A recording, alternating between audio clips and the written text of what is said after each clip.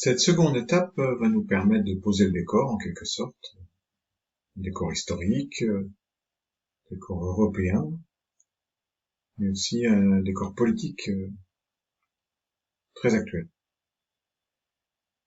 Pour cela, vous allez avoir trois premières ressources qui sont des ressources de fabrication d'ADI.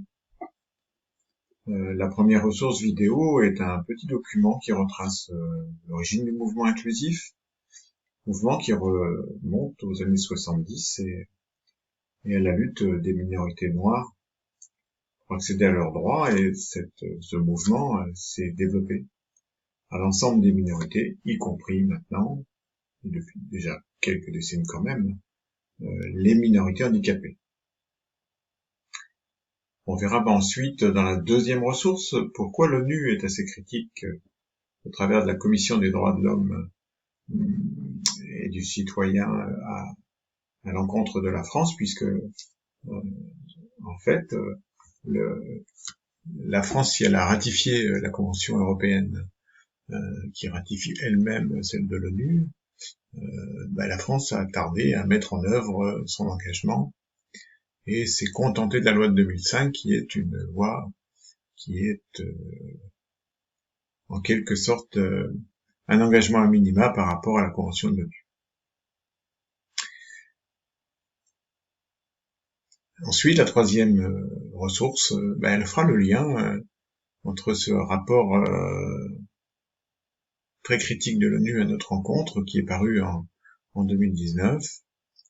à la suite d'un audit qui a eu lieu en 2017 et 2018. On ira voir ce qui se passe en Suède, en Italie, en Espagne, et on verra que la France n'est pas tant en retard que ça par rapport à d'autres pays, mais que ce retard, par contre, il est lié aussi à une question d'histoire et de structure, notamment avec un poids important en France en ce qui concerne le poids de l'État et de la centralisation de la décision et de la centralisation administrative. Enfin, vous verrez que dans ce panorama, la politique actuelle est extrêmement offensive et certainement incisive et offensive au regard du retard pris. Et Madame Cluzel porte ce regard incisif et cette volonté de rattraper ce retard. Et son discours, qui parfois dérange, chagrine, a, selon moi, le mérite de bousculer les choses et de pointer que ce n'est pas une lubie, c'est pas une mode qui va passer, et j'en veux pour preuve le fait qu'elle vient tout juste d'être renouvelée dans sa responsabilité de secrétaire d'État auprès du Premier ministre chargé du handicap, et ce pour le deuxième gouvernement consécutif. Voilà, je vous laisse maturer, mûrir tout cela, et vous dis à tout à l'heure dans la présentation de l'étape 3.